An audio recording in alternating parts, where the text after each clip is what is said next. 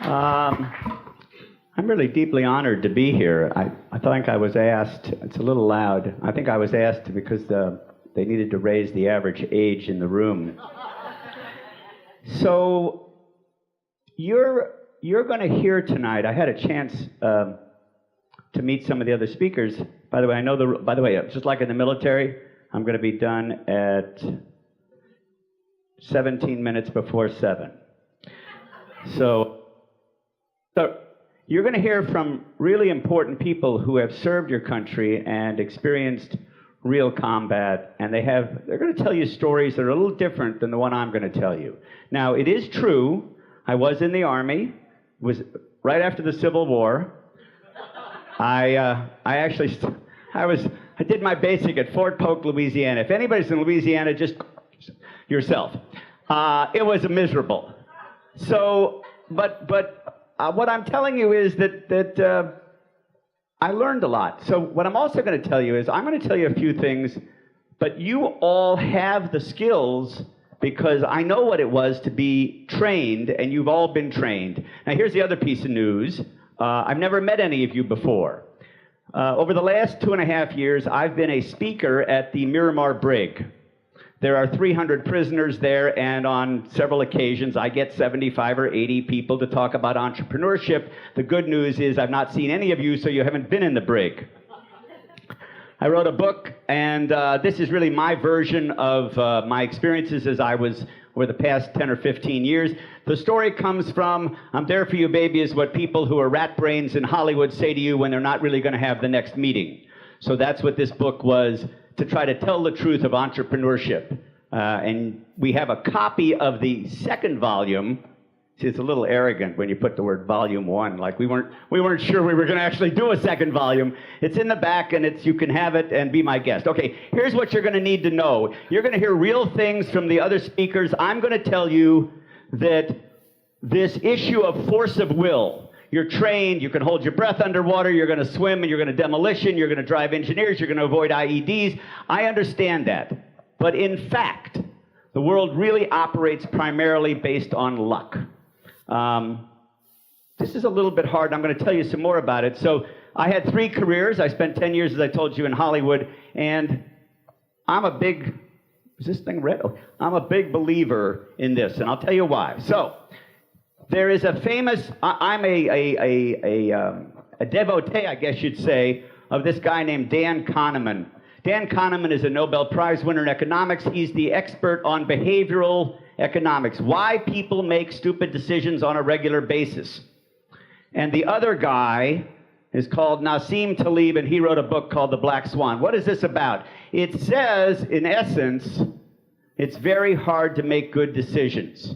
It's very hard to make good decisions. And I'm going to suggest to you that these books might be interesting reading. Now, let me go back to luck for a minute. There's a small-time, kind of second-rate investor named Warren Buffett. And he gives a talk. Every May he gives a talk. And what he says is this. He says, I won the lottery when I was born in America. Wow. So you guys really, this is quite something to think about. I am a believer in luck. So let me go back and tell you a little bit about this guy. Here's what he says in his book. He says, luck is not random.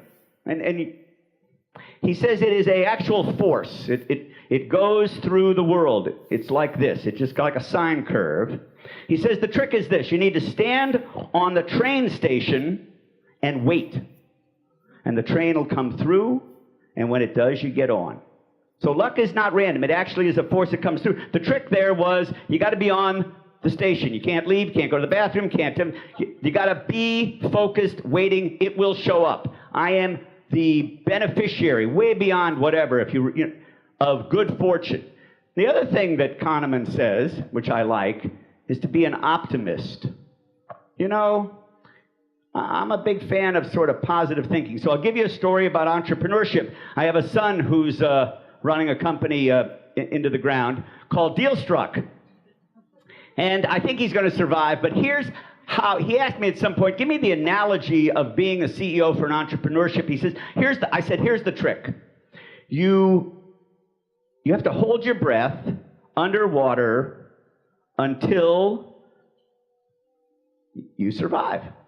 Now, this is kind of an interesting problem that you'll see if you start a company, that there will be a multiplicity of sort of near-death experiences.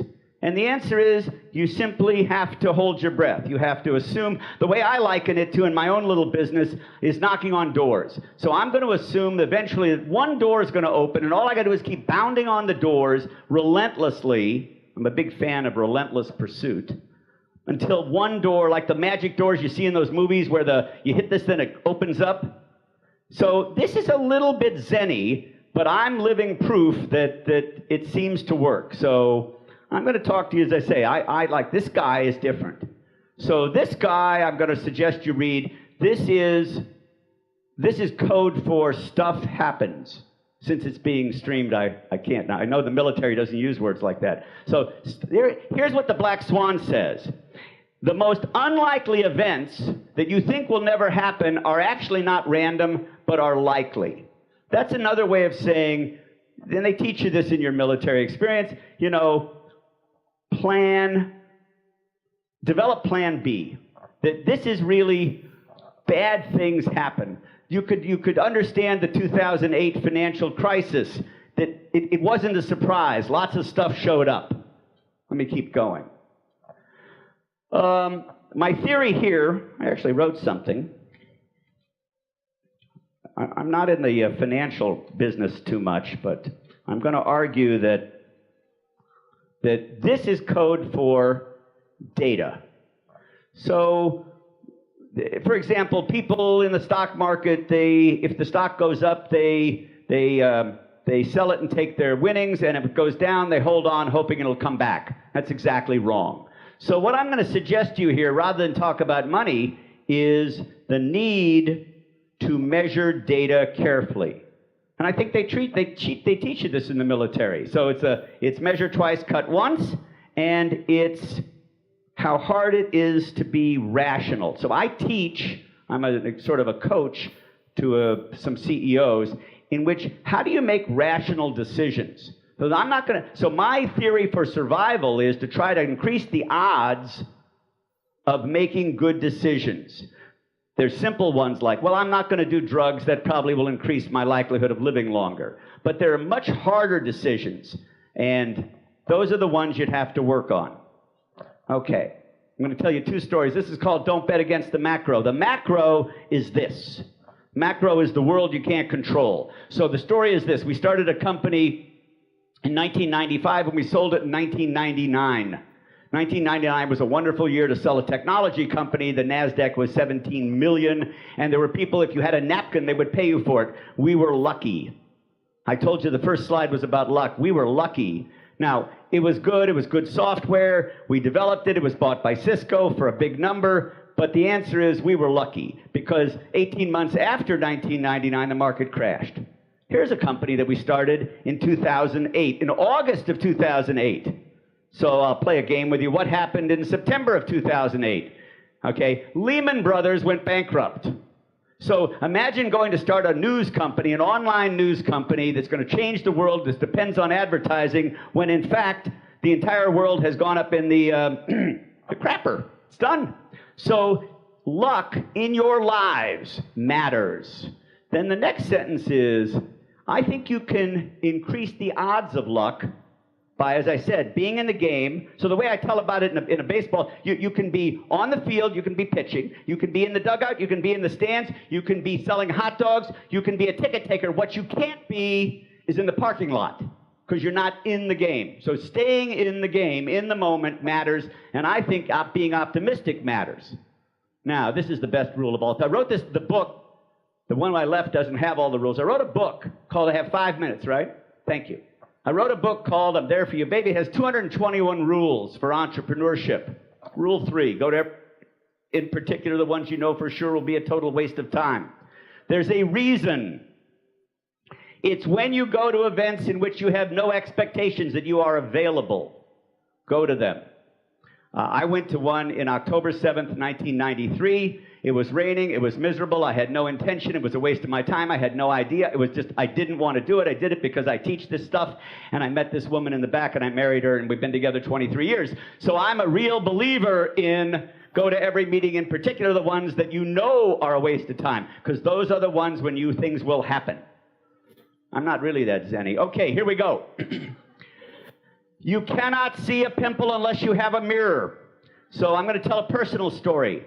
In January of 1993, my first wife leaves me. Terrible mistake on her part. However,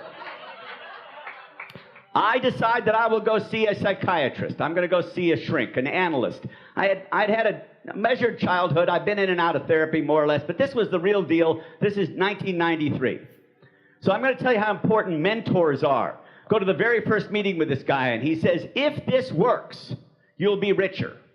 And I look at him and I say, hey, go fuck yourself. I mean, come on, zen, feeling good, richer, my life will be better. And I just tee off on him. Then there's this wonderful pause. He says, no, asshole, you'll actually have more money. And I will tell you that at the end of 23 years of seeing the same guy, my number, pick any number you want, is 40x what I invested. So I'm going to tell you that I'm the poster child for the belief in mentoring. So whether it's a mentor or a coach or Clever Talks or a psychiatrist, you cannot see without a mirror, and you cannot do it alone. So I've been very blessed by this. Last one. It's never up to you alone. So that means it's never up to you alone. There's always someone else, a partner, a mentor, a coach, a friend. There you go.